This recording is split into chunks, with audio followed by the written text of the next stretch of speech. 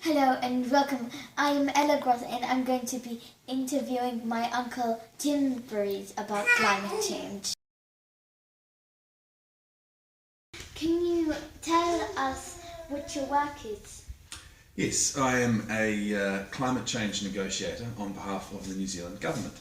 So, what is climate change?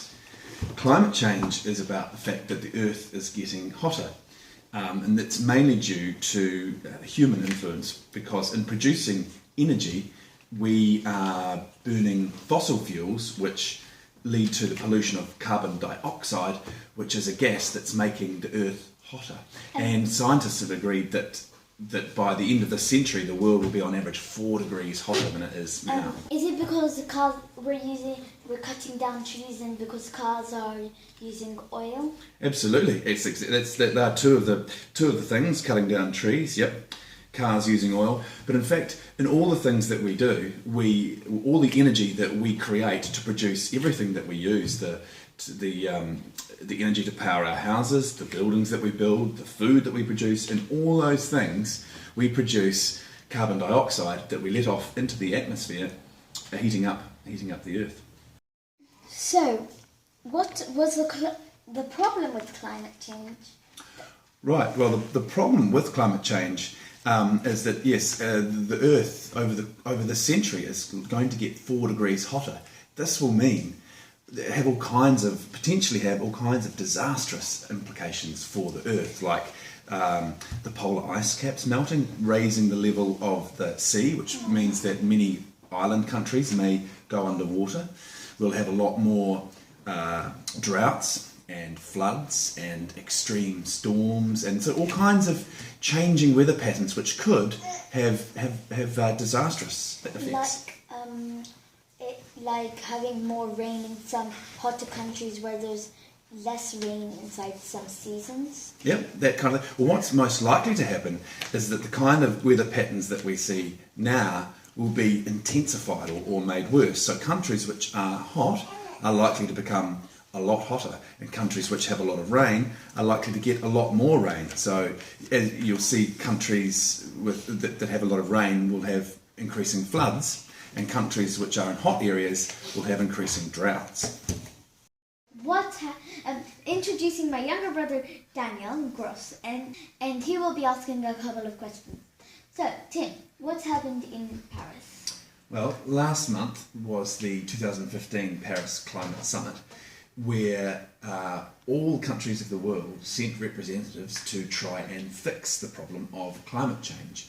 And we had a conference where we discussed all the problems about climate change and how we as countries can work together to fix the problem. What was your role? Well, my role, I had a few different roles. One of them was to be the delegation coordinator for New Zealand, which means that I had to work with the ministers from New Zealand and help them in their meetings with other ministers and prime ministers from around the world.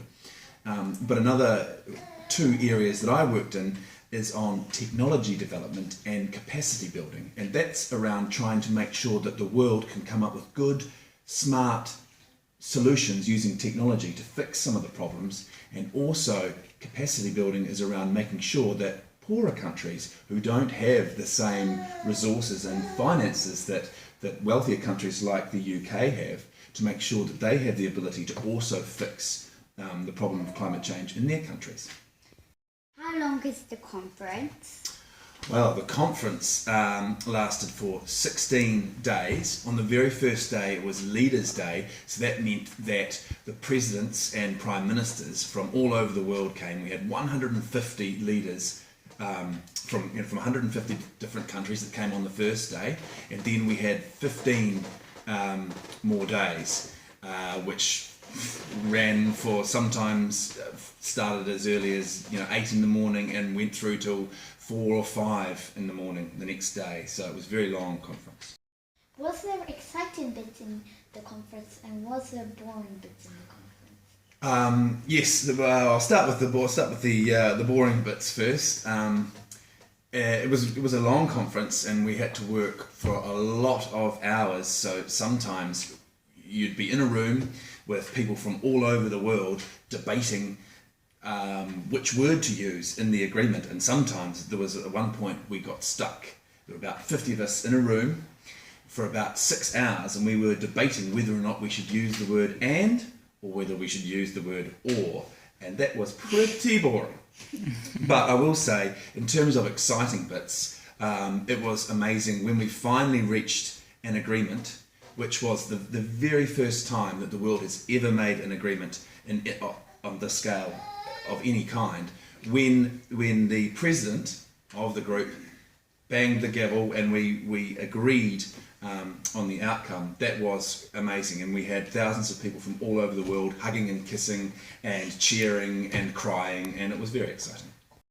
What was the agreement? Well, as I mentioned before, scientists have said that by the end of the century the world could be 4 degrees hotter, which would be disastrous for the whole world. So in Paris, the world agreed that we would not let the average temperature rise by more than 2 degrees by the end of this century, and while also acknowledging that we want to aim to only have an increase of 1.5 degrees. This should mean that countries won't sink under the waves and that we won't have the same disastrous effects that I talked about earlier.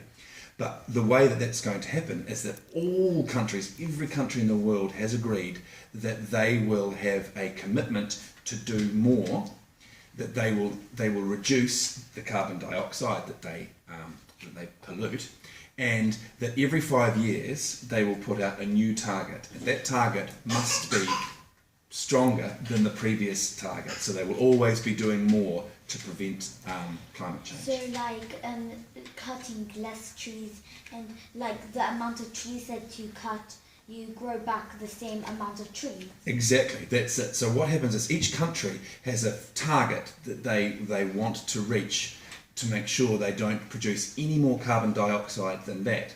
But to achieve that target, each country will do different things. So countries that have lots of trees, they agree to not cut down so many trees. Other countries which maybe use coal as a fuel, they agree to try and use more solar power or more wind power and reduce their coal, so that every country does what it can to reduce its carbon dioxide the best way that it can. What can we do as kids? Right, that's a very good question. There's lots that you as kids can do to try and fix the problem of climate change. For a start, you can use your car less, so you can use public transport like the bus or the train or your bicycle, or you can walk more.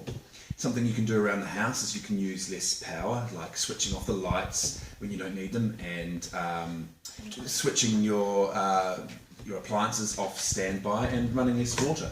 But I think the most important thing that you can do are use the 3 R's, which is reduce, reuse and recycle. And reducing means just using less goods in the first place, not buying things that you don't need. Reusing is, for example, Recycling? Well, recycling is the third step, but reusing is like, so say when you go to the supermarket, rather than always using a new bag, you take one bag and then you keep reusing that bag every time, so you're not needing more bags. And the third thing is recycling, and that's what you were talking about, where, for example, you don't put plastic things in the rubbish, you recycle them so that they don't go to waste. Or you could take like plastic bottles and make them into things, and things like toys and things like that, instead of always buying different toys. Absolutely, that's a very, very good point, Ella. Thank you, Tim. Thank you very much for having me, Ella. And thank you for watching EBC News Live.